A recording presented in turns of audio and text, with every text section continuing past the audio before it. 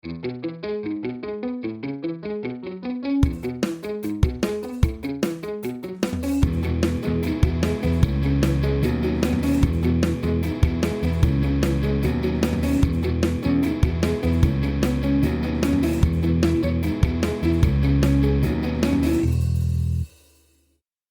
everybody. We're back. It's another episode of My Big Fat Junk Drawer. We've been on hiatus for 2 weeks. Vacation, hiatus, whatever. I got to a point where I just didn't want to think about it for a while because school is out. My carting a child back and forth to different places was over, and I wanted to take advantage of my time. and the sun's out every day. But in that time, my husband bought me a lovely on-air sign, and I hung it up on my door, and now it's on. I'll have to take a picture of it and post it. So now It's cute. Now it's I'm recording. Stay out. Yeah. Well, now I have to keep going because I have a sign. It's all official. It's all official. It's all official. It's all happening Well, Mike, you're back today. for today. I will ask the proverbial question, the question for all ages. What did you bring from your junk drawer today?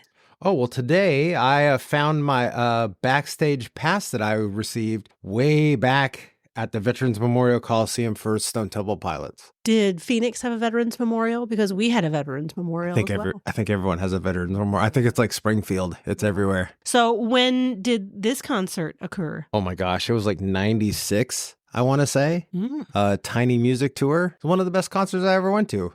The funny part about the backstage passes, we went to the show. After the show, we were standing outside at Veterans Memorial Coliseum. There's just this big wall that you could stand and look over, but you can't come down the wall to get autographs or pictures or whatever. And the drummer for Stone Temple Pilots came out and he was like drinking a beer and talking to a guy. And you can kind of see them like counting heads of all the people that were standing there. There's like 35, 40 people maybe. He's like counting heads of all the people that were there. And then he just kind of waved us all on over. He says, I'm going to give you all backstage passes. So then there we were sitting there backstage.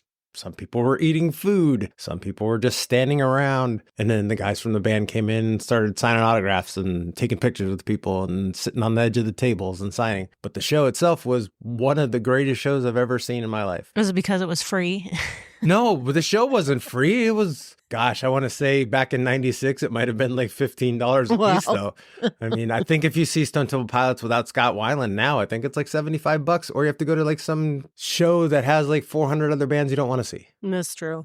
So They're not giving out free backstage passes either. no, I don't think so. I think that was like a one-time thing. I think just Now they do meet and greets for $400 yeah, a piece. I think Eric Kretz was just like, well, he must have just decided there was no one backstage or something. I don't know, but he gave everyone backstage passes. But the show itself was just super awesome. Like it was the Tiny Music Tour, so like pretty much everything that Stone Temple Pilots have put out that's great was all part of that show. And then somewhere around the middle of the show, the two DeLeo brothers just came to the front of the stage and started playing like acoustically as another stage came down from the ceiling. And it was like an unplugged stage. It was like all plush pillows and sofas and stuff. And they sat and did like 3 or 4 songs acoustically. The funny part is like they didn't play plush.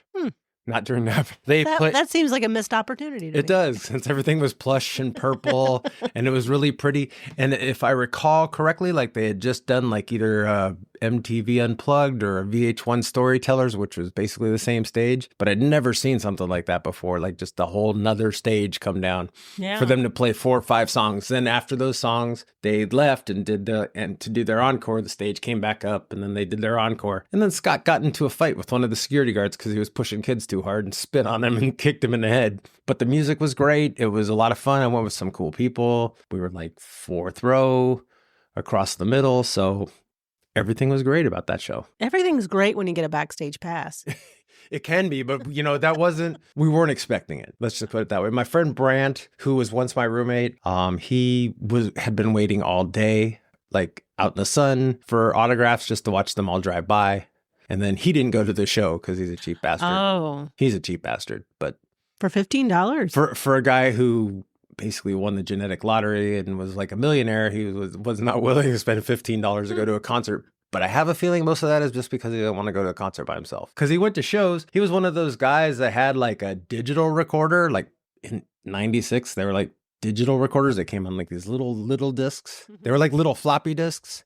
Oh, yeah. I think I remember that. Didn't last very long, the technology, but he had like a cool microphone. So he would like bootleg all the shows that he went to. Recordings weren't that great, just like everyone else's bootleg copies of their shows that they've went to that you've seen over 100 years. But he had been waiting all day in the sun, didn't get anything, was standing out there with us. He's like, that's my last ditch effort. There was a swimmer guy named Gary who was from Arizona, who was an Olympian, and I think he won a gold medal, and I can't remember his name. Pushed his way past me to It wasn't Greg Louganis, was it? No, his name was Gary something. I can't remember. Gary Louganis? No. He's a swimmer, not a diver.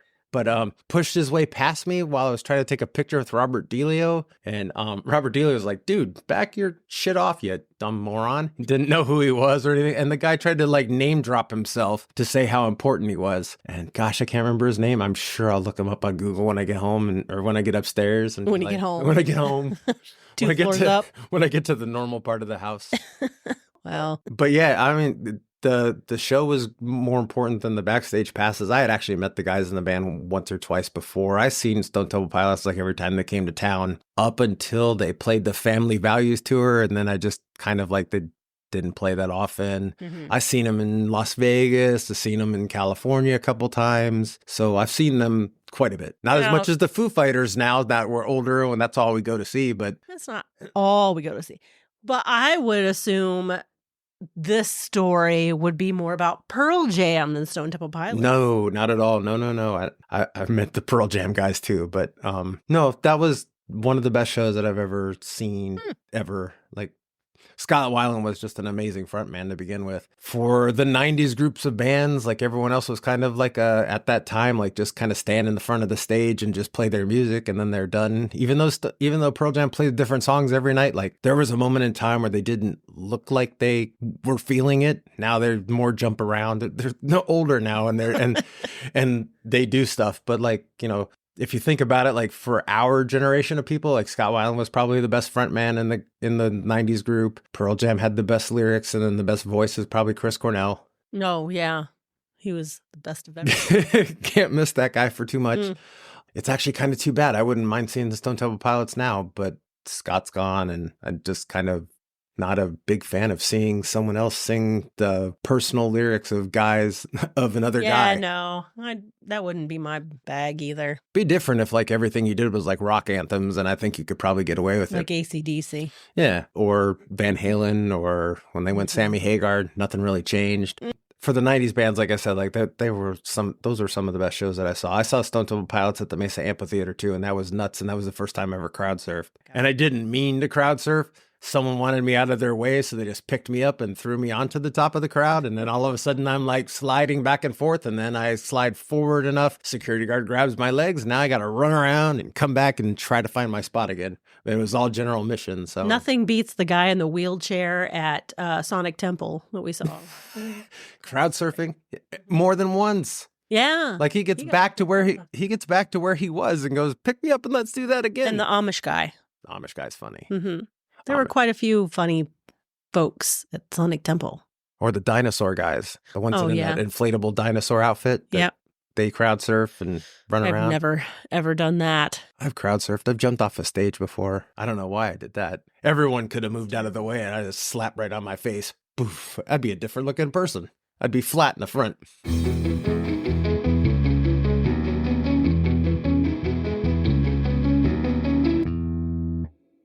I have been backstage before at a Van Halen show. I did a crazy thing. I think it was like one of the last times they were in Columbus before Wolf joined because he was still a young buck back then. I was crazy and spent a lot of money on like a whole backstage event. Nice. And I didn't tell my mom about it. I took her. I didn't know where the seats were. I just knew it was a guaranteed first 5 rows. So I was fine with that. And we had to be there for sound. It was for sound check all the way up through the show. So we got there like 2 in the afternoon. And my mom's like, why are we here so early? And I said, oh, we have to be for some odd reason. We walked inside and I said, well, might as well tell you, I got us backstage passes. And she was like, woo! So we went backstage. They had a whole big spread of food and they had contests to win stuff. Of course, I didn't win. My mom won a shirt. And then we go out for sound check. And I turn around, Alex Van Halen is like talking to the sound dudes. And then Michael Anthony is chatting up my mom the whole time. She's flirting with him. And then we get our seats and it was second row center. And after you see a show like second or first row, it's very hard to enjoy another one. It's a very different experience. I'll say that. Yeah, I've not had a ton of backstage experience. Like I worked with Brian Wilson and did some backstage work and saw him and he greeted like the first day of the tour, like greets every person that works for him. Nice. Yeah, he's like, I am. It's really funny when someone just walks up to you like at Brian Wilson's stage and goes, hi, I'm Brian. How you doing? What's your name? It's very weird to hear that just because you're just like, you're the Beach Boy guy. Yeah. You wrote like 40 songs that I'm like in love with. Now you're just like, hi, I'm Brian. Very, very strange. I did a show with Black Sabbath. It was 2000. The first time I had to like wear black pants for anything. I thought that would be kind of standard fare for any show, would be all black. Well, if you work on the show or on the stage, yeah. I just never had worked on the stage during the show before. I worked with a camera crew. It wasn't technically with Black Sabbath. Like I wasn't part of their roadie crew or anything like that. I just worked with a camera crew. We shot at Geezer Butler, I believe, his angle, the guitarist. We shot at his angle, like low angle, the entire show. He moved around. So all I really did was change out film the whole time. So had 4 things of film with me that were already rolled and reeled, set it up, would just hand him more film and make sure that he didn't run over his own cable. Weirdest part about that is 2000. Like Ozzy's like he's bad already. Right. Like apparently he has dementia now, but I think he had dementia then. Dude forgot that he needed to say Happy New Year until like 20 minutes after midnight. Oh, poor Ozzy. With teleprompters everywhere. There's like 4 teleprompters on the stage. The only thing that they do is I don't think Ozzy sang at all. I don't think his microphone was hooked up at all. There was a dude, and I think I've told you this before. There was a guy that was sitting in a little circular area, like a little tight place. He's playing like keyboard and like he's doing bongos and all this other good stuff. And he's like singing and clapping and having like the greatest time ever. I'm like, who is this guy? And then someone finally told me, he's like, that's Ozzy. And this is 2000. I'm like, what do you mean that's Ozzy? He's like, no, that's Ozzy. The only thing Ozzy does on stage is he sings into a microphone that's not hooked up. And then someone hooks up his feed when he does like his ad libs between songs, and they're all teleprompted. How? So when you think about it, Ozzy didn't forget that it was 2000. Some guy doing the teleprompter forgot. And they didn't get that into Ozzy fast enough. And like he did it like right there at like the end of the show. That was a great show too. There was a lot of bands. Like I had never seen Pantera before, and they were up. Oh, we're gonna see them this fall. Yeah, they were up like an hour before Black Sabbath. The funny part about that is at the end of the show, like we're all sitting backstage and like cleaning up and everything like that, and Ozzy walked in, and like somewhere along the line, he had irritated a bunch of people. I don't know how. Don't ask me. I did my job and I wasn't irritated. He handed out like band signed posters of the show to everyone who was working for that camera crew. I don't think he gave it to like the crew. I think he just gave them to us. But being an autograph collector, some of those guys were irritated enough with Ozzy that they threw those posters in the garbage. Oh. They were just sitting on top of the trash. At least they didn't like shove them down and destroy them or nothing like that. So I came home with like 8 posters. I was supposed to come home with 1. I came home with 8. We left the venue before the band did. Now, like, the band didn't go off stage till 12:30. I was done and out of there by like 1. They were still there. You're fucking 60. Go home. Go to bed. Maybe they didn't want to. I mean, it's my understanding like those guys get so amped up during the show that it's hard to go to sleep. I can understand that. I even had that happen during improv shows. We'd be done at like 10 and I wouldn't go to bed till like 1 or 2 o'clock in the morning. Yeah. That's just improv. I can't imagine a rock show for 3 hours. I know. And then most of these bands don't go to like sound check till like 4, maybe 3, but usually it's like 4 or 5 o'clock if they go to sound check at all. Like Yeah, they're Metallica used to doesn't stand up and then sleep it in. Yeah, Metallica doesn't sound check. They have their band guys do that. They have their guitar techs. They're so professional. I know. They just walk on stage and everything's working. Yeah. It is what it is. From my understanding, like that's most really good like metal bands, and their music is so tight that like you don't hear mistakes. Yeah. So and all their guitarists are good. You may trash on metal bands if you're not into that type of medication. Well, it could be medication for the right people. Sometimes it is. But if you're not into that, I tell you, check out some metal bands because you won't hear. I mean, you don't really hear sloppy metal. That's true. If you go to the concert, like it sounds like everything sounds professional. Even like a band like Volbeat, those guys sounded like they were the most professional band ever. Well, now that I've seen him, I stand by Tool. Danny Carey is probably one of the best drummers in the world. Yeah, no, I mean, I've seen some really cool shows. I've seen some Metallica shows that were excellent. I've seen a show or two that weren't that great either, though. Which ones were not that great? I saw the Black Crowes. Oh, were they not that great? Play an entire concert of songs that I didn't recognize. Whole show. Why'd they do that? Just to be dicks? Kinda. I don't know. They're like a jam band, so I think that's kind of their thing. Are they the ones that like rail against their fans and be like, "I'm not playing that. I don't like it." I don't think so. No. I think then why they play shit that no one knows? I think they're a jam band. Maybe all those people behind me and all those people all those stoners were into it. Like I think they're just like, yeah, just groove into the music. When I go to a show, I want to hear something I know. And there was some moment in time where some woman jumped on stage and hugged Chris, and man, did he flip out.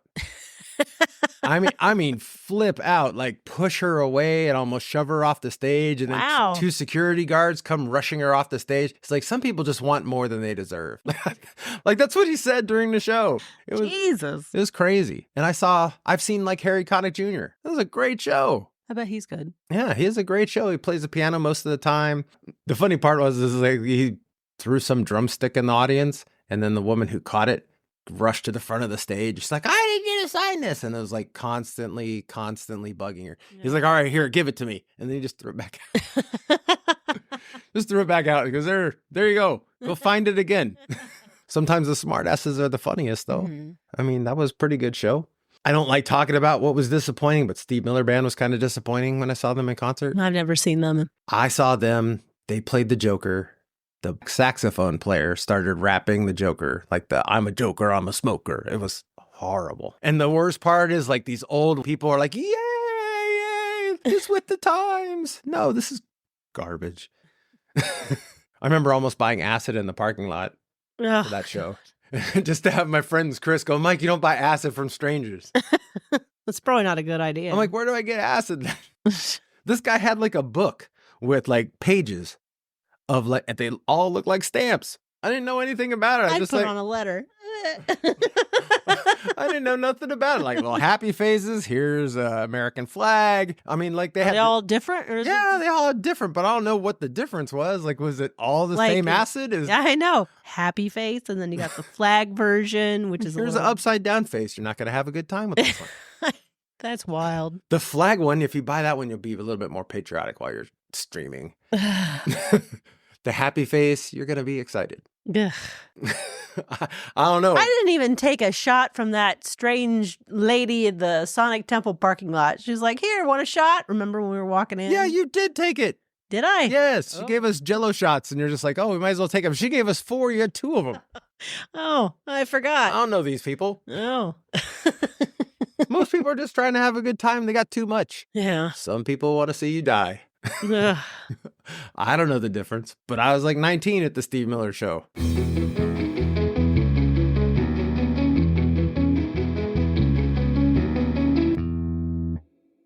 Oh my. What other shows have you been to backstage? Any? Backstage? Well, we followed AC/DC one time from Los Angeles to Vegas.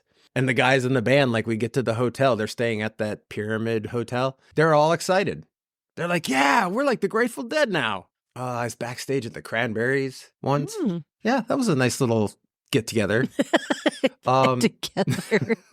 Like 5 people backstage. I had a friend, Brant, who like would bug artists for tickets and backstage passes all the time. So I wound up backstage for Bush.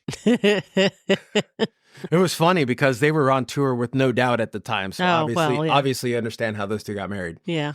But like the No Doubt backstage people had just left. So there was still like a whole bunch of like album flats from the new album and stuff like that signed just laying around. They just signed a bunch and then there was no one there, no one to take them anymore. Backstage for a Bush is boring though. I could have fallen asleep. Plus I hate to put it this way, but I already had gotten all my autographs. Well, that's at the big thing for you. At the hotel, because my friend Brant decided to ask for backstage passes for me, my girlfriend at the time, my friend John, and him, to Gavin himself. He's like, okay, give me your names. And he wrote down all our names, and then backstage passes were sitting at the venue.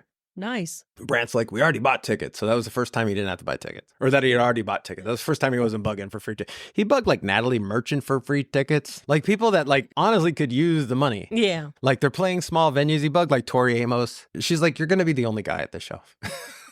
That's what she should have said. It's not that she doesn't sing music that guys could like. It's just that she's very female centric. Mm-hmm. Nice lady. But backstage passes for live. I worked for them for a moment.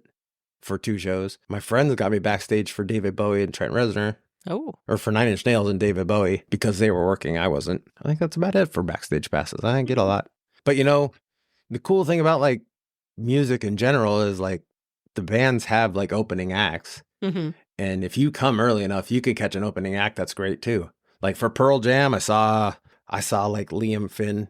Oh yeah. I saw Supergrass, who had at the time only heard one song of theirs. I was like, wow, these guys are great. They played Phoenix too. So, but they were excellent. And all of a sudden I'm like buying all their records too. So, you know, go check out the opening bands if you're going to go to a show. Yeah. I mean, you can go to a concert.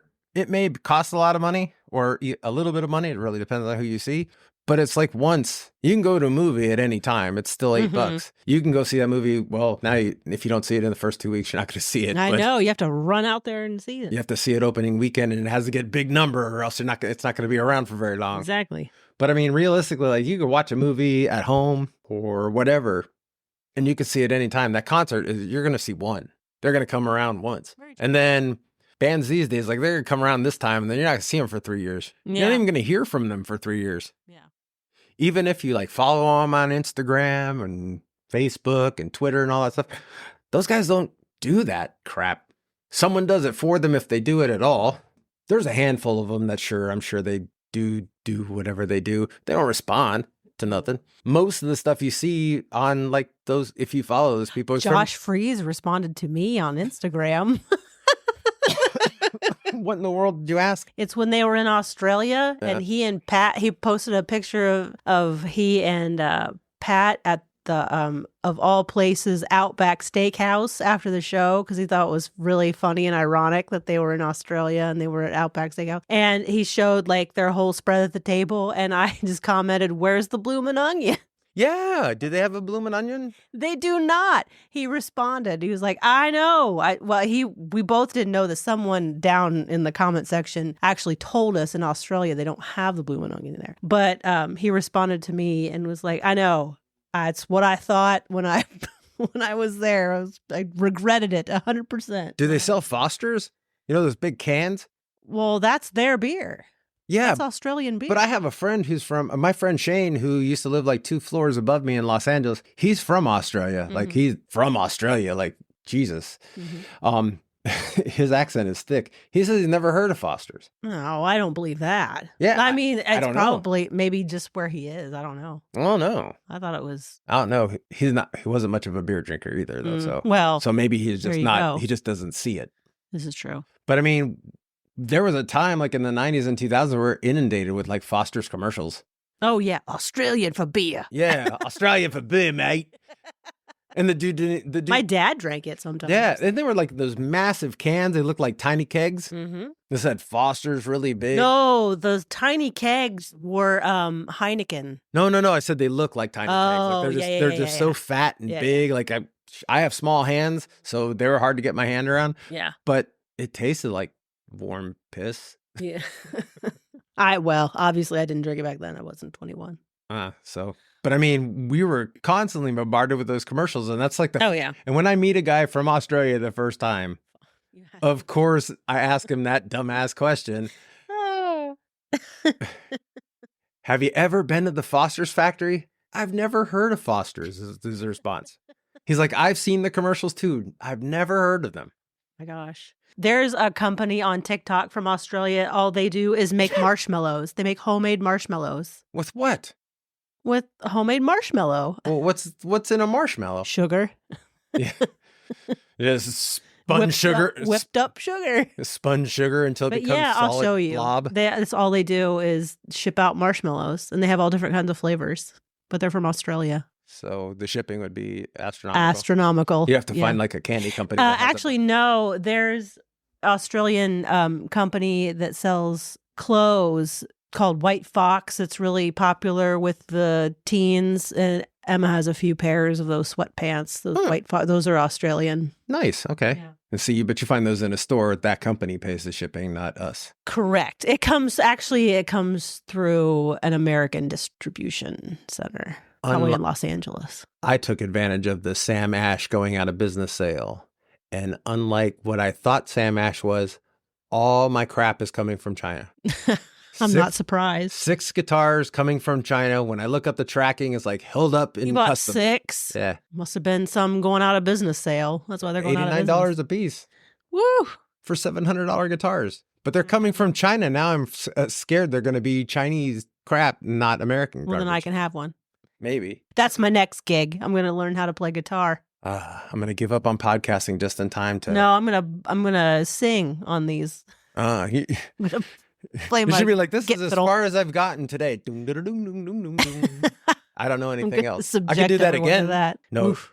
Here's your first lesson. It'll just be you scraping your fingers across every string. You'll get like a note and a nying, note. Nying. And I'm one of those people that needs an actual teacher in real life. I don't think I can do well with just teaching myself guitar. It seems pretty YouTube. difficult. Like there's everything now. Like you don't have to go take a class for I know, but I like someone sitting there telling me that I'm doing it correctly. No, you need like someone. when I took 7 years of piano lessons. No, you need someone over there with their arms folded, staring at you Yeah, intently, going, "You're wrong." I do. I need that feedback. You need to toughen up your fingers. 8 hours of practice a day, not 2 hours a week. 8 hours a day. Do they have like thimbles for guitar players? No.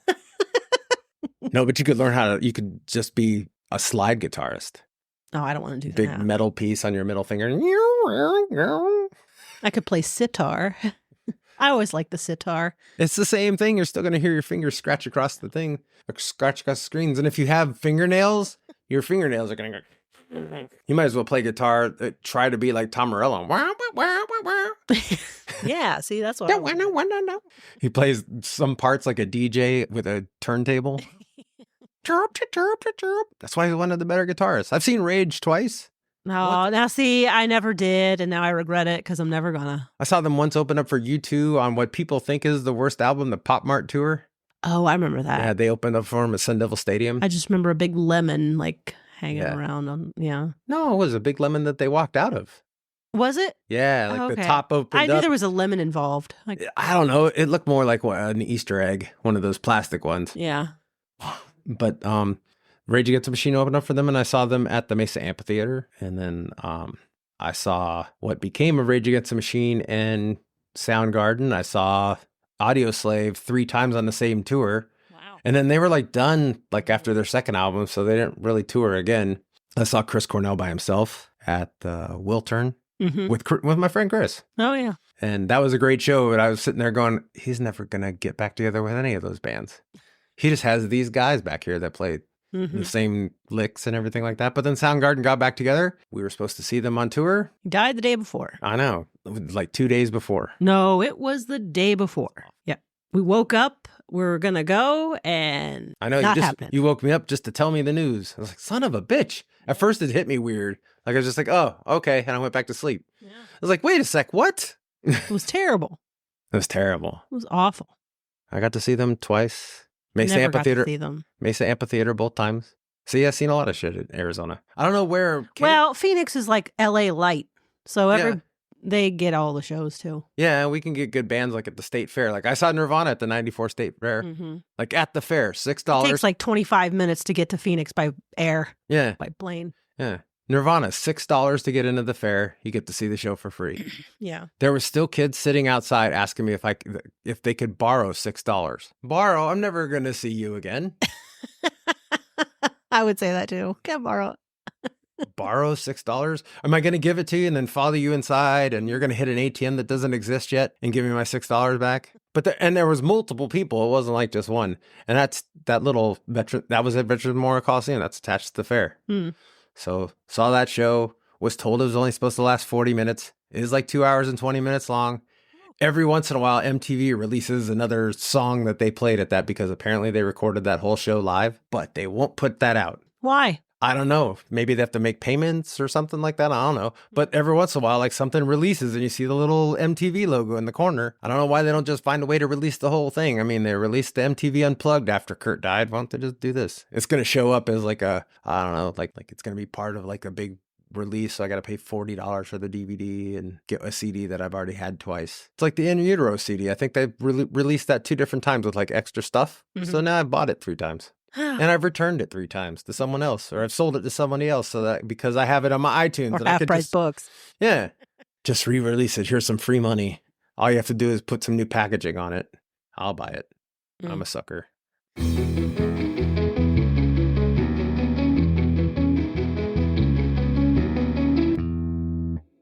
Well, this is a strange summer for us because usually we would have gone to several shows by now, but our end of summer is more concert heavy. And it's heavy too. Like it's seriously heavy. Like everything. The first week of August, we're going to Chicago to see Metallica. Yeah. That's like a mini vacation because that's 2 nights.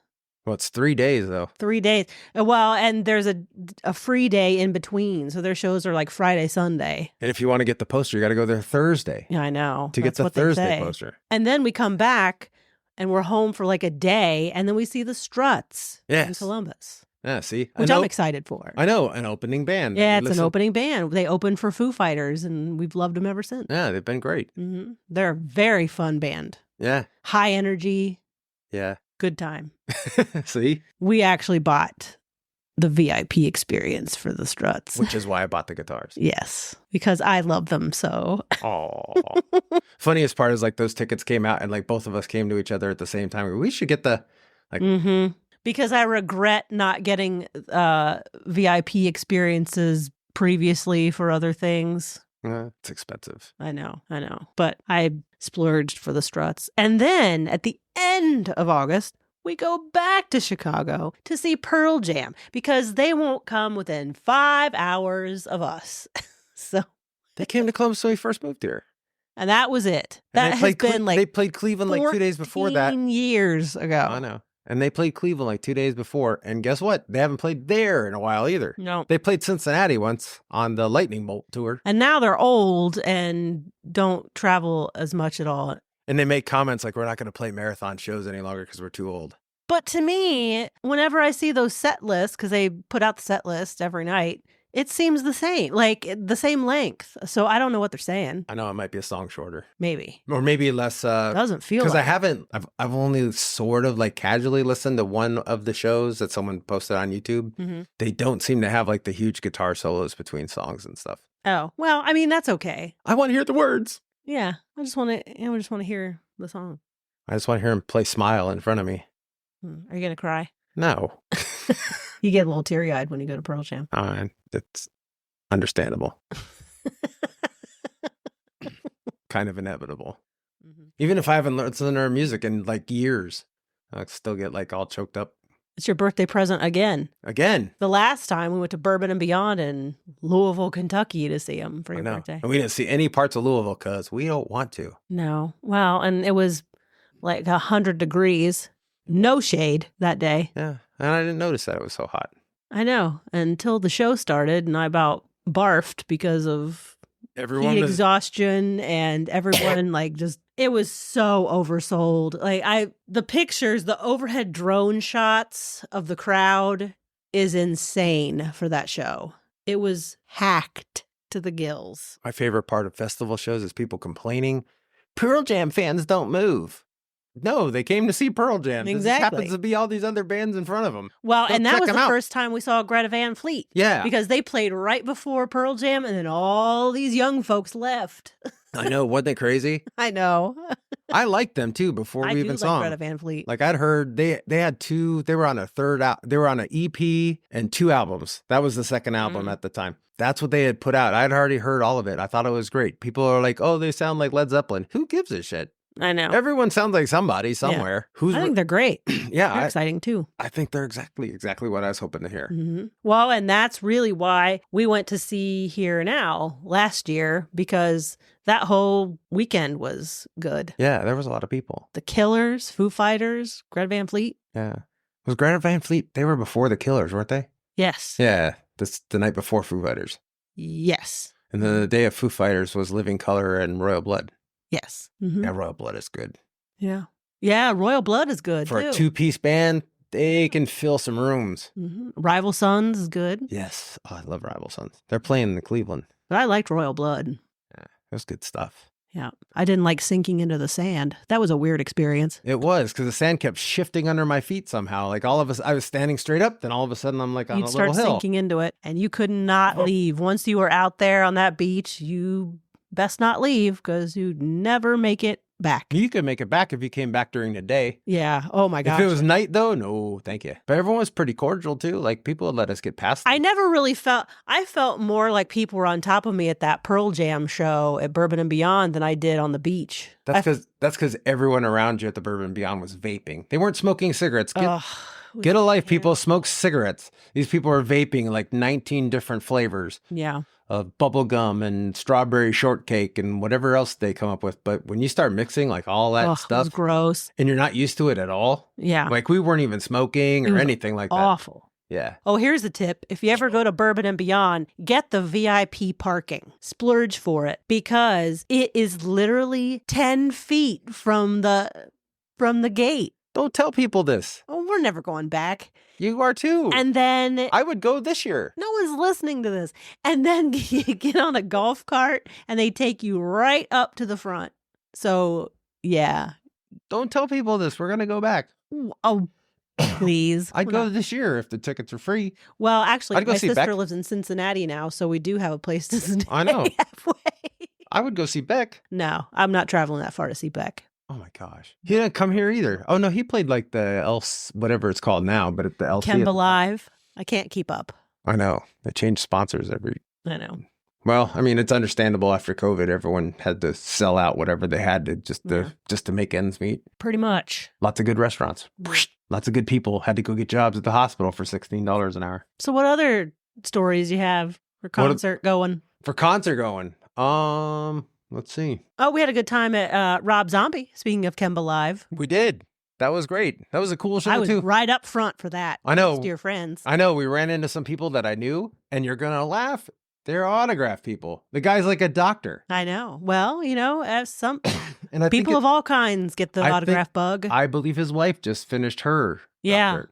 I think so. But yeah, so he's a doctor. And he's like standing outside for autographs. And we were just friendly at like a couple other things. He's like, "You want to use my extra pass and get in early?" And I was like, "Yeah." He didn't ask us for money, nothing. I know. And I got to touch Rob Zombie's thigh. That was funny. It was tiny. He has tiny legs. He decided all muscle. Yeah, he decided to walk that rail, just on the rail itself, and he had to like grab people's hands. Grab my hand.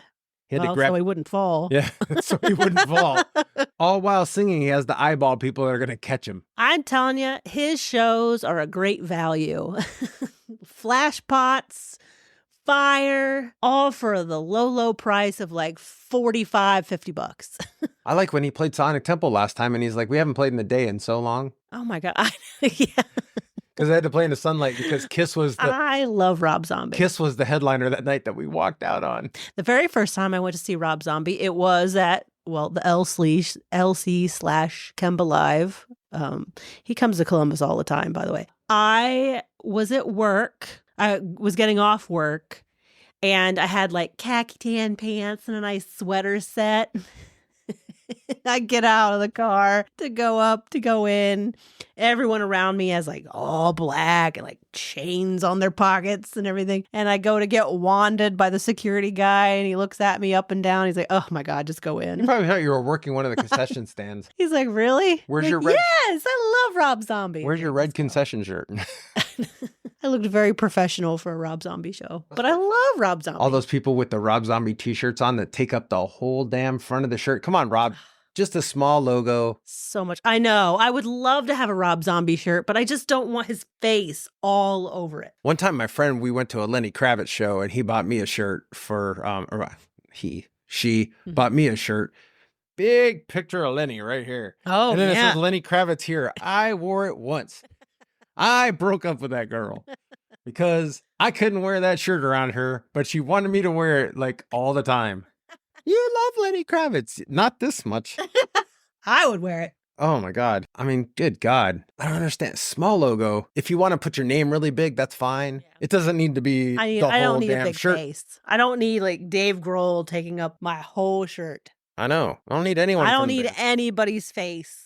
I think Pearl Jam refuses to have like their pictures on their shirts. I like Pearl Jam shirts. Yeah, they have I good think they're designs. the ones that I like the most because they always have the specialized shirt for the city that they're in. And then I just like the designs. That's probably why they're talking about retiring. It's because they have the money to do it. They're going to. Because I have a feeling it's coming. they're like the smartest band as far as like marketing goes. Mhm. Because they market themselves. They sell all their shit on their own. They have like a different poster and shirts and stickers and pins for like every single show. They sell out. I mean, you should see a Pearl Jam merch booth. Usually there's like 3 of them there, but they're all like lined up. Yeah. Like even if they have a couple posters left over, they don't stay left over on their website. Don't you think they could sell out like a stadium? Yeah, but I don't think they want to. I know. I think they'd rather sell that merchandise and make the money back that they would make that they're losing from playing like a football stadium. I wonder if they would ever announce, hey, we're retiring. We're going to go on one last tour, if they would make it a huge venues. I mean, I saw Pearl Jam in Hawaii and they played at a stadium there because they played with U2. Because it would sell out. Oh, it would still sell out in minutes. They're a hard ticket to get. Very, very hard to get Pearl Jam tickets. Yeah, they didn't used to be. It was nerve-wracking both times. Actually, they did used to be. When they tried to fight with Ticketmaster and you had to call a special number to get the tickets, the phone lines were always jammed. Well, in this year, it was because it's at Wrigley Field, it's through the Cubs. It was not through Ticketmaster. And when you logged in, when you logged into the app, it was a random entry. So even if you were in there at the waiting room, to enter the ticket portal was random. Huh. So I was like waiting and waiting and waiting. After the time, I'm like, I am not going to get tickets to this. But I lucked out. Nice. I would have still went to Boston. Oof. But that's what they're doing. They're playing baseball stadiums, and then the baseball stadium is in charge of the ticketing instead of Ticketmaster and Live Nation. That's how they're getting around that. You're still paying the same fees, but that's the only way you could do it. Mm-hmm. Foo Fighters was playing basketball stadiums for a while. Yeah. Doing kind of the same thing. I'm kind of having a remorseful time with that because we did not get tickets for Foo Fighters this year. Just go get them. No. Just go it's get too them. much. Just go get them. Too much. Unless it's like during August. I'll just drive down there and see if I can meet them at 4 a.m. No, I'm just saying, like, as long as the show's not in August. It's in July. Oh, well, go get the tickets then. Just go get the tickets. They're sold out. I've already looked. We were going to go see Queens of the Stone Age, but they're on Tuesdays. I told you that Foo Fighters sold out because I went on Ticketmaster and the resale ones are like $500 a piece. Oh, well, then never mind. Yeah, we're not going to see Foo Fighter. So Lottery Commission, if you would like to give us a ticket that's going to win, we would certainly love that ticket. Oh, I just read before we came down here that the $800 million Powerball was won by 3 people in Michigan, a couple, and then a lawyer. The couple is going to hire the lawyer, and then he's going to make even more money. He's going to tell them all the different people that they could use to scam them out of their cash and money managers. And yeah, why can't I win? Usually it's like because I don't play. Usually it's like a construction worker. Well, I would be okay with that. That's fine. Hospital worker. Yeah, whatever. Yeah. Usually it's normal people. It's just not us. But I don't buy the tickets either. Never us. If you ask my brother, that's the stupid people tax. Yeah, I know. I call it the stupid people tax too. And I play when it gets really high, and I shouldn't because it's just the odds are really Actually, your odds are like of sharing it when it's really high is even more astronomical. So like 25 people could win. Yeah. I'd take a lottery win. I would take any win. Then I don't have to worry about Take a retirement or nothing. $500 win. I know, huh? Then you'd buy Foo Fighters tickets. Right. Well, one ticket. You can go by yourself. No, I'm just kidding.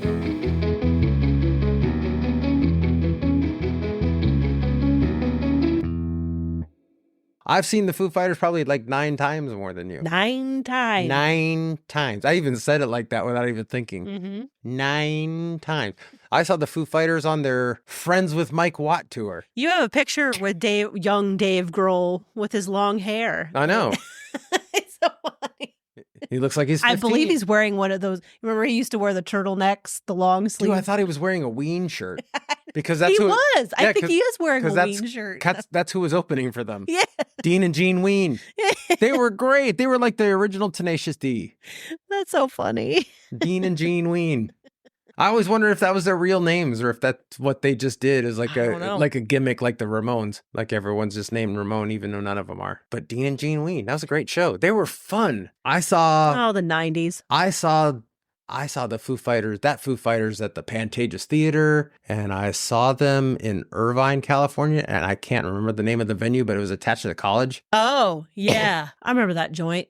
But I saw the Foo Fighters twice when they were, like I said, the Friends of Mike Watt tour. Dave hadn't even put a band together yet. Wow. Yeah, he'd just put like those guys together. They didn't put an album out until like 6 or 7 shows into their original headlining tour. Mm-hmm. I saw them at the Electric Ballroom, and like Dave said, we've run out of songs.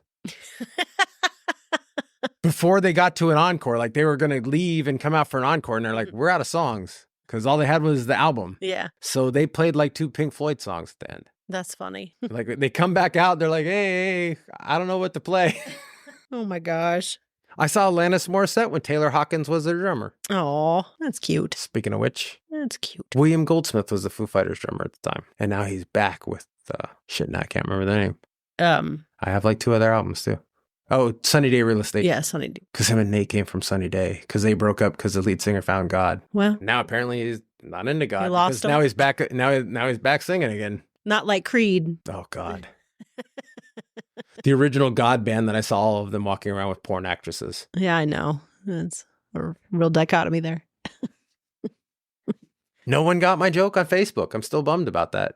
I know. With the Creedwear jacket. Yeah. It said Creedwear. And I just went along and said, I just heard the news today that this jacket doesn't come in gray. Not one. I'm sorry nothing. that it didn't hit. It didn't land. I don't think people understood it or Creedwear. I even left the Creedwear logo. I know. In the I shot. got it right away. Oh, you don't say shit.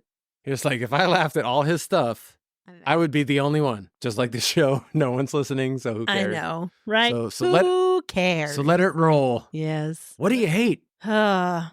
You know what I hate this week? Taxes. Well, no, I always hate those. A renewed hatred, well, never went away, but for Hitler. If you ever want to see a documentary on Netflix, watch Hitler and the Nazis. There's I think that's just on the title. trial, I think. Oh, something like that. Yeah. I haven't watched it. it. The Nuremberg trial. You have to watch it. It's 6 parts though, and don't binge it like I did. It just makes me mad. Made me all mad. Yeah. All kinds of pissed off. Put me in a bad mood. That's your fault for watching it. I know. Made me angry. Your choices. 5 days. Your choices just astronomically I know, the reason well, why you're in the funk. On a good note, Apple put out a teaser for all their new fall shows. Severance was in there. Wasn't the Severance just the guy walking down the hall with like balloons though? That's the only. Yeah, but Who knows and they someone came out has- with stills from it. Oh, that's probably what I saw. Yeah, and he's laying on the table in like different outfits. So people were speculating that they erased their memories. I don't know. I don't know what's going to happen. Do you even remember what happened in season 1? Are we going to have to do a rewatch? Yeah, I'll probably do a rewatch anyway. We're going to have to because it's going to come out this fall. I think that's what they're saying. Yeah, because the end of it was like that girl was about to expose. They were exposing it all. They all were out in the world. Can I just say how much I love Patricia Arquette? Yes, because she's fantastic. The whole show is wild. Nah, I just love how she's like the manager at work, and they get her fired. Mark, you're good people. And then she lives next door to the guy I know. in his second life. Yeah. Boy, that's a real... And she looks and sounds like someone who can't afford that house. Yeah. I mean, and then she kidnaps a baby. Oh, yeah. Well, no, not quite. She leaves the baby. They think that she took, but yeah. Oh, my gosh. Yeah. But man, that girl puts... I also think all of Rickon's friends that he had at that undinner party where he didn't eat, I think all of those people were weird, and I think they're all severed too. Dude, I totally think that Rickon is someone who works for the Severance company on the outside. I think he's related to Kier in some way. I don't know. I just think he works for the Severance company on the outside, like a marketer or something. Maybe. I don't know. But he doesn't talk about work at all. It's just everything about him is about his book. Well, and Milchick was really into the book that he wrote. Yeah. Because he took it back to the office and they were like looking through it like there was contraband of some sort in it. Yeah. So yeah, there's something up with him. But I don't know. I don't know where it'll start. Honestly, I think it'll start with them right back in the office, like nothing ever happened. Yeah. But and then flashback. His sister, Mark's sister, knows that he was out, like there's something squirrely's going on. Like I think only one person will know that something wacky. It's gonna be fun. Yeah, that's a great... Oh my gosh, you have to watch Severance. I'm glad I told you that way back when. Woo! I think it's one of the best shows. That was the show that we picked up Apple TV for. Yeah. I wanted to see the Beastie Boys documentary, and I wanted to see that. Oh my gosh. It's one of those things I didn't even know what it was really about. And then we started watching it. It was like, holy shit, this is a good show. Yeah, all I knew about it was that it was like a surgery so you have work-life balance. I didn't even know that. And I'm kind of glad I didn't. It's kind of like the show Dark. I didn't know anything about that. My coworker just said, you have to watch Dark. And that is the show second is season probably gonna be one called of the Light? best Netflix shows I've ever seen. Is the next season going to be called Light? No, it's over. It was like 3 or 4 seasons. Oh, wow. Okay. It was really good. It is, I think, one of the best Netflix shows I've ever seen. Huh. It's very good. Interesting. Mm-hmm. The dudes that wrote it and directed it, they're a lot like Christopher Nolan. So I would watch anything those people produced because it's really good. I'm always into time travel and things like that. Oh, I like that. Time travel, sci-fi, that's my bag. Whatever they'll let you escape.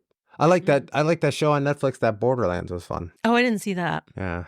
Yeah. That is Jonathan Nolan, Christopher Nolan's brother. Yeah. Oh, yeah, that's right. It seemed like an odd choice because it's so colorful, but considering he goes from Westworld to this. Dark Matter is good. Yeah, I wanted to watch that, and you just went and watched it I'll rewatch it with you. I'll rewatch it. Just went and watched it without me. You won't give me the Apple passcode for upstairs. So it's up there. All you have to do with Apple is like do the QR code for the TV. You don't even have to know your password. You just QR code it and put it on there. So everybody, if you're looking for Apple TV, get it. And get somebody's QR code. I finally talked Alicia into watching Severance and she loved it. That's nice. Like I knew she would. It's just so subversive. It's so good. There's so much on TV now. I don't know. I don't understand how anyone watches anything on the networks any longer. Those NBC. I know. Well, except Ghosts. We love Ghosts. Yeah, I do. That's the only network show I think we watch. And we watch that show really close to the time that it airs. I know, like the day or... It's the only one that we watch. It's so funny. It's the only one we watch weekly. It's very cute. It is. We love that show. And the British version is good too. Yeah. I like both of them. That girl from Ghosts is on a show called iZombie. That was on Netflix. I haven't watched it yet, but it looks nuts. Yeah. I'm thinking about watching it. Well, I'll watch Dark Matter if you want to watch it. It's really good, but you have to pay attention. It's one of those that you have to really pay attention. The look on your face is just like, you have to pay attention. You basically just telling me with the look on your face that I can't. That one little fella from... Little fella. From Westworld is in it. What little fella? The guy that goes to Westworld to visit. I can't think of his name. Big help. Doesn't everyone go to Westworld to visit? Yeah. The entire show is about people visiting I Westworld. can't remember his name. I'll have to think about it. Hold on. I'll look it up. So I am on the lookout for something. What? If somebody Lego parts? No. No. Actually, I've been on the lookout for a while. A new dryer? So we're getting one. I know, that's coming. Okay, go ahead. I don't have to be on the lookout for that. The concert that I'm talking about from Stone Temple Pilots, 96 Veterans Memorial Coliseum, if anyone has like a CD version or a video version of that, I'd really like to check that out. I've not seen anyone that has one, and my bootlegging friend Brant decided he wasn't going to pay $15 for it. So he didn't go to the show. That was the one guaranteed. Have you tried any Facebook groups or anything? I have. I've put it out there before. Yeah. I don't think people, the closest thing I see is people have like video and CDs from the Philadelphia show of the same tour. Yeah. Yeah, you got to just find the right people. Yeah. Someone has it. Or no one recorded it. It's one or the other. Well, this is true, but I bet at least one person did. I don't know. I saw at least 6 people recording that Black Crow show that I said was awful. I saw a dude there. I kind of want to see it. We come back to that. There was a guy that had like a full tape recorder. Like it was like this, like the size of 2 of my hands that you had to put the tape in and hit play and record. And he was standing there with a microphone that was obvious. Like everything about this was obvious. And my ticket says no recording devices on the ticket. And this guy walked in with a full on stereo. How did he get in with that? I have no clue. He knows somebody and they're like, shush you, just go. Tell anybody I let you in. And it was like at a high school auditorium. Oh my gosh. It was a closed down high school downtown Arizona. I've seen Alice Cooper. I've seen Alice Cooper there. I saw Harry Connick Jr. there as well. I saw NXS there. Oh. Yeah. Saw Jethro Tull there. Jethro Tull. Yeah. Wow. I needed Get to a see little the jazz flute action. Yeah, the jazz flute. Woo! That was another thing with the date. Of course. Saw John Fogerty there the day Princess Diana died. Oh. I think I told you this story too. The bodyguard for John Fogerty came out to tell autograph people. He's like, I don't want anyone following us. I don't want any of this Princess Di shit. The news had hit during that concert. Wow. And this guy was already making cracks. So that was odd. Yeah, that is odd. And it was just John Fogerty. Apparently him and the guys in Creedence don't get along. Dude, getting out my back door. Pooping out my back door. Or tooting out my back door. Tooting out my back door. That's what we do. Make up lyrics.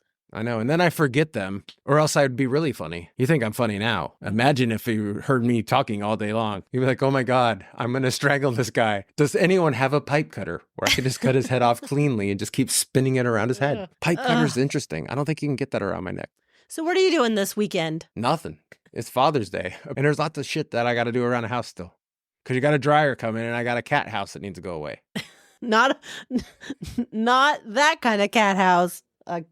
Maybe it is. I don't know. I got a lot of shit that needs to go away. A lot of clothes. A lot of stuff needs to go. I have to do that this. cat house is going to have to come down in pieces. I know. We have to take it apart. The kitty tree. We got to take it to my mom's. Congratulations, Mom. You got a cat tree. So, yeah, we're getting a dryer on Saturday. I'm going to be moving some things around down here. Never seen 2 more boring adults sitting around going, I can't wait till my dryer comes. I know. Woohoo! Well, Mike, it's been a real good time today. Thanks for joining me again. Thanks for getting me back on the podcast train. Yes. I just need to kick in gear. I know. And my little sign over there is brightening up the room. So here's the deal, folks. If you have something in your junk drawer that you'd like to discuss, please reach out to Amanda and see if she can get you on the show. Aww. No one's listening, so don't worry about what you say. If you found some baseball cards that are worth a nickel or $5,000, go ahead and we'll figure out a way to talk to you about that. If my mom can talk about her whole life, anybody can get on here. After an hour, she was like, I loved it. I thought it was fun. I'm going to do it again. She probably will. Yeah. But if you want to talk about your junk, reach out to me at mybigfatjunkdrawer@gmail.com, or you can find me at mybigfatjunkdrawer.com. Or Amanda's just on Facebook.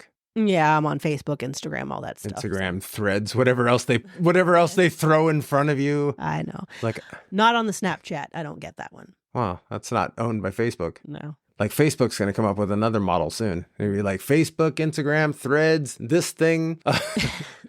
And then they'll just have one that's just for groups. I guarantee that's coming because like Threads and Instagram don't have groups yet. MySpace? MySpace. Oh my gosh. MySpace. All right. All right. Well, thank you very much for having me. I'm certainly happy to do it. Thanks. I appreciate it. Thanks for the sign. It's beautiful. You're welcome. And happy Father's Day to every sucker out there. Yes. Happy pre-Father's Day. This is the special Father's Day episode. Thanks, everybody. See you next time. See ya. Bye.